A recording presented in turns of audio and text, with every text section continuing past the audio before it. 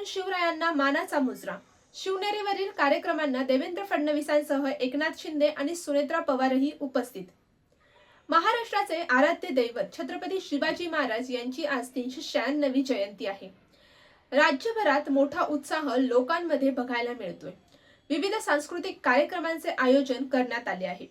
रात्रीपासूनच शिवनेरी गडावर भाविकांची मोठी गर्दी देखील बघायला मिळत आहे। छत्रपती शिवाजी महाराज यांच्या जयंतीनिमित्त जन्मस्थळावर नतमस्तक होण्यासाठी राज्यातून अनेक शिवभक्त किल्ले शिवनेरीवर दाखल झाले आहेत। शिवनेरीवरील शासकीय कार्यक्रमाला मुख्यमंत्र्यांसह दोन्ही उपमुख्यमंत्री देखील उपस्थित होते।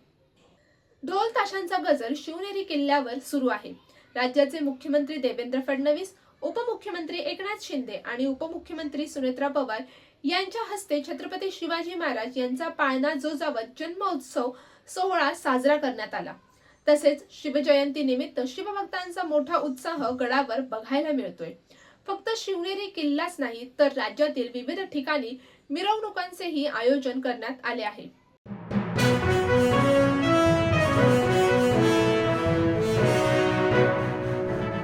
जिथे दादा उभे तिथे उभे राहताना सुनेत्रा पवार फडणवीस आणि शिंदेंसमोर झाल्या भाऊक।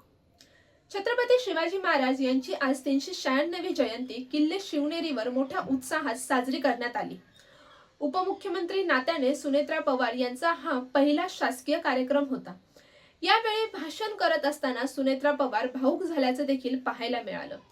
सुनेत्रा पवार म्हणाल्या की यापूर्वी अनेक वेळा मी छत्रपती शिवाजी महाराजांचं दर्शन घेतलं आहे, ती संधी मला मिळाली, मात्र यावेळी परिस्थिती वेगळी होती। ज्या कठीण प्रसंगी मी उपमुख्यमंत्री पदाची शपथ घेतली त्यावेळेस माझ्या नजरेसमोर जिजाऊ होत्या। अजित पवारांनी आयुष्यभर ज्या फुले, शाहू, आंबेडकर विचारांनी वाटचाल केली तो विचार मी आयुष्यात कधीही सोडणार नाही, हे तुम्हाला मी आश्वासन देते। याच ठिकाणी अजित दादांनी अनेक वेळा भाषण देखील दिले आहेत आणि असं बोलताना सुनेत्रा पवार यांचा कंठ दाटून आला आणि त्या भाऊक झाल्या। श्री एकनाथजी शिंदे साहेब, माननीय आशिषजी शेलार साहेब, जुन्नरचे आमदार श्री शरद सोनवणेजी, माजी आमदार श्री अतुलजी बेनके, श्री रितेशजी देशमुख, विघ्नहर कारखान्याचे चेअरमन श्री सत्यशील शेरकर, शिवनेरी भूषणचे सर्व पुरस्कारार्थी, तसेच मराठा सेवा संघाचे सर्व पदाधिकारी श्री विजयजी घोगरे, श्री राजेंद्रजी कुंजीर, श्री राजेंद्रजी बुट्टे पाटील, तसेच सर्व लोकप्रतिनिधी, सर्व अधिकारी, कर्मचारी वर्ग, सर्व शिवभक्त, शौर्यविषयक खेळ सादर करणारे सर्व विद्यार्थी, बालकलाकार, सर्व पत्रकार बंधू भगिनींनो, आज आपल्या सर्वांचं आराध्य दैवत, युगपुरुष, स्वराज्य संस्थापक श्री छत्रपती शिवाजी महाराजांच्या जयंतीनिमित्त या पवित्र शिवभूमीवर उपस्थित राहण्याचं भाग्य मला आज लाभलं। हा क्षण माझ्यासाठी अत्यंत महत्त्वाचा आणि अभिमानाचा आहे आणि तितकाच भावनिक सुद्धा। याच भूमीमध्ये स्वराज्याच्या तेजस्वी सूर्य जन्माला आला आणि अन्याय अत्याचाराविरुद्ध लढण्याची प्रेरणा संपूर्ण महाराष्ट्राला दिली। या पवित्र भूमीला वंदन करून छत्रपती शिवाजी महाराजांच्या चरणी मी नतमस्तक होते। आपल्याला माहिती आहे की शिवजयंती हा केवळ उत्सव नाही तर स्वराज्य, स्वाभिमान आणि सुशासनाचा संकल्प दृढ करण्याचा दिवस आहे।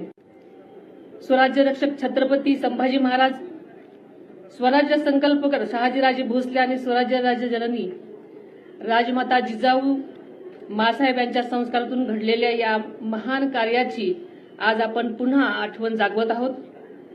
सह्याद्रीच्या कड्याकोपऱ्यातून झुंज देत स्वराज्यासाठी प्राणपणाने लढलेल्या समस्त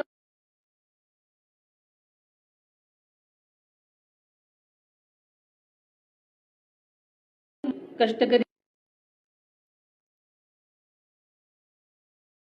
शिवाजी महाराज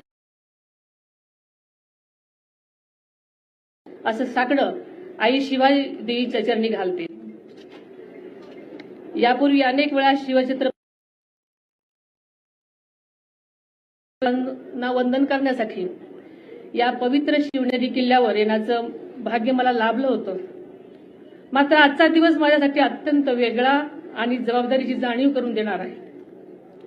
नुकतीच मी उपमुख्यमंत्री पदाची शपथ घेतली. ज्या कठीण प्रसंग डोळ्यासमोर जिजाऊ माँसाहेब उभ्या होत्या.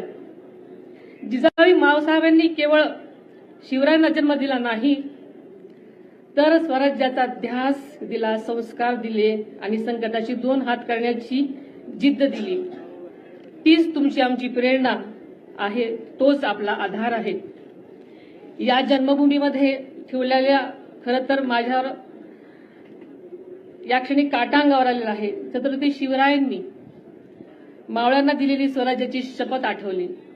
आपण सर्वजण शिवछत्रपती यांची मावळे आहोत, हीच भावना या क्षणी माझ्या मनात आहे. ज्या विचारांवरती आदरणीय दादांनी आयुष्यभर वाटचाल केली, तोच शिवशाहू फुले आंबेडकरांच्या विचारांचा वारसा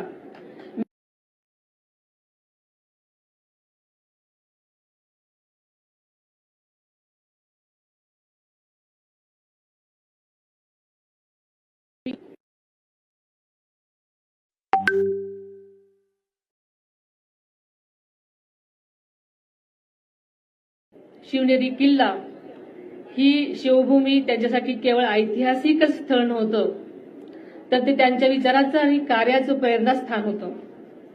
आज ज्या ठिकाणी उभी राहून मी भाषण करते, याच ठिकाणी आदरणीय दादांनी अनेक वेळा छत्रपती शिवाजी महाराजांना वंदन केलेलं आपण सगळ्यांनी पाहिलेलं आहे. स्वराज्याचा संदेश जनतेपर्यंत पोहोचवलेला आहे.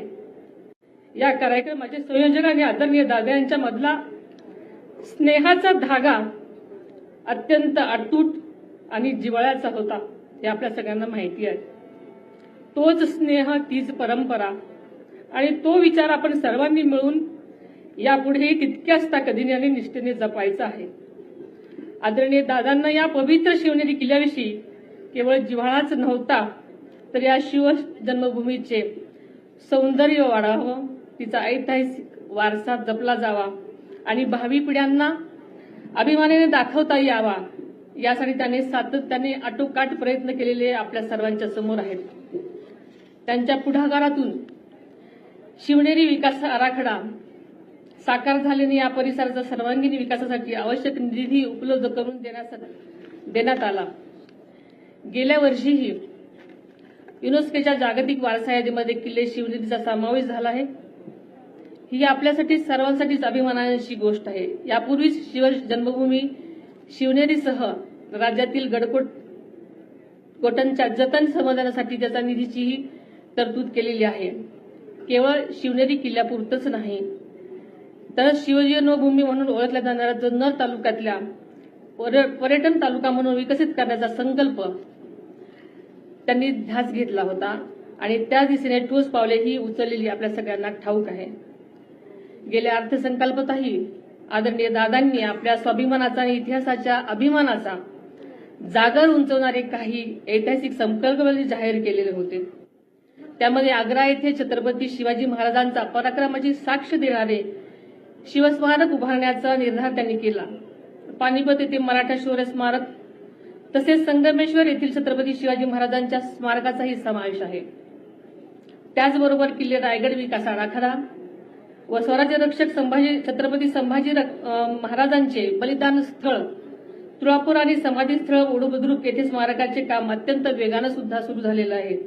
या सर्व कामावर आदरणीय दादांची जातीनं लक्ष देत असत आणि ही सर्व कामं प्रगतीपथावर आहेत. आणि या प्रत्येक स्मारकातून भावी पिढ्यांना प्रेरणा, स्वाभिमान आणि राष्ट्रनिष्ठेचा संदेश मिळत राहणार आहे. आज या संकल्पाची पूर्ती करण्याची जबाबदारी आपण सर्वांनी स्वीकारायची आहे. आपल्या महायुती सरकारच्या माध्यमातून राज्याचे लोकप्रिय मुख्यमंत्री आदरणीय देवेंद्रजी फडणवीस साहेब आणि उपमुख्यमंत्री आदरणीय एकनाथजी शिंदे साहेब यांच्या साथीने हा विकासाचा प्रवाह अधिक वेगाने पुढे नेण्याचा आमचा निर्धार आहे. छत्रपती शिवाजी महाराजांनी स्वराज्यातील प्रत्येक घटकाची काळजी घेण्याची शिकवण आपल्याला सर्वांना दिलेली आहे. महाराजांच्या त्याच विचारांवरती महायुती सरकार सुद्धा राज्याच्या प्रत्येक घटकांची काळजी घेत पुढे वाटचाल करत आहे. याचा आपल्या सर्वच शिवभक्तांना अभिमान आहे. महायुती सरकार छत्रपती शिवाजी महाराजांच्या रयतेच्या या संकल्पनेवर काम करत आहे. यापुढे सुद्धा महाराष्ट्राच्या सर्वांगीण विकासासाठी महायुती सरकार कटिबद्ध असेल असा मला या निमित्तानं विश्वास व्यक्त करावासा वाटतो. शिवछत्रपतीच्या स्वप्नातील सुजलाम सुफलाम न्याय आणि समृद्ध स्वराज्य घडवण्यासाठी महायुती सरकार कटिबद्ध आहे आणि त्यासाठी या कार्यासाठी आम्ही सर्व सातत्याने प्रयत्नशील राहू हा विश्वास मी आपल्या सर्वांना या शिवजन्मभूमीच्या साक्षीने व्यक्त करते.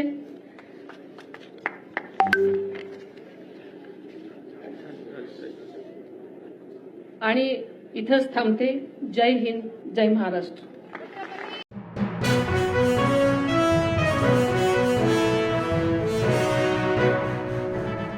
एकनाथ शिंदे आणि राज ठाकरेंची भेट, संजय राऊतांची पहिली प्रतिक्रिया समोर. मनसे प्रमुख राज ठाकरे यांनी काल ठाण्यातील नंदनवन बंगल्यावर जाऊन उपमुख्यमंत्री एकनाथ शिंदे यांची भेट घेतली. त्यांच्या या भेटीमुळे राजकीय वर्तुळात चांगलीच खळबळ उडाली आहे. त्यांच्या या भेटीवर शिवसेना ठाकरे गटाचे नेते संजय राऊत यांनी त्यांची पहिली प्रतिक्रिया दिली आहे आणि ते म्हणाले आहेत की मी इतकेच सांगतो की आम्ही त्यांची हेरगिरी करत नाही. कोण कुणाला भेटतं यावर बंधन नाही असं संजय राऊत म्हणाले. एकनाथ शिंदे या प्रवृत्तीवरून आमचं टोकाचं भांडण आहे, कारण एकनाथ शिंदेंनी बाळासाहेबांच्या शिवसेनेच्या पाठीत खंजीर खुपसला. बाळासाहेबांच्या विचारांशी बेईमानी केली, कारण त्यामागे पंतप्रधान नरेंद्र मोदी, केंद्रीय गृहमंत्री अमित शहा यांचा विचार आहे. एकनाथ शिंदेंचं हे नंदनवन बेईमानीतून निर्माण झालं आहे, अशी प्रतिक्रिया यावेळेस संजय राऊत यांनी दिली आहे.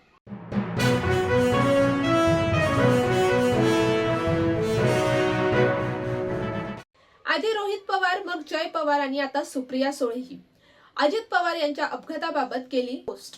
अजित पवार यांच्या विमान अपघातामागे घातपाताचा संशय व्यक्त करत आमदार रोहित पवार यांनी 2 पत्रकार परिषदा घेऊन विविध मुद्द्यांची मांडणी केली. तसेच त्यानंतर विमानातील ब्लॅक बॉक्स जळाल्याची माहिती समोर आल्यानंतर अजित पवारांचे चिरंजीव जय पवार यांनीही सोशल मीडियावर पोस्ट केली आणि आता खासदार सुप्रिया सुळे यांनीही एक्सवर पोस्ट करत आपलं मत व्यक्त केलं आहे. एक्सवर पोस्ट करत सुप्रिया सुळे म्हणाल्या आहेत की ही उत्तरं मिळवण्यासाठी यंत्रणेकडून उशीर लागत असेल तर अस्वस्थता आणखीन वाढेल. ती वाढू नये यासाठी या घटनेतील सत्य लोकांसमोर पारदर्शक पद्धतीने पुढे येणं अतिशय गरजेचे आहे.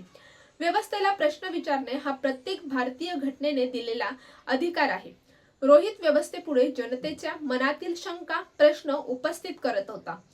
या सर्व पार्श्वभूमीवर त्यांना सुरक्षा मिळणे अतिशय गरजेचे असून त्यांच्या सुरक्षेची संपूर्ण जबाबदारी राज्य सरकारने घेतली पाहिजे असे मत सुप्रिया सुळे यांनी व्यक्त केले आहे.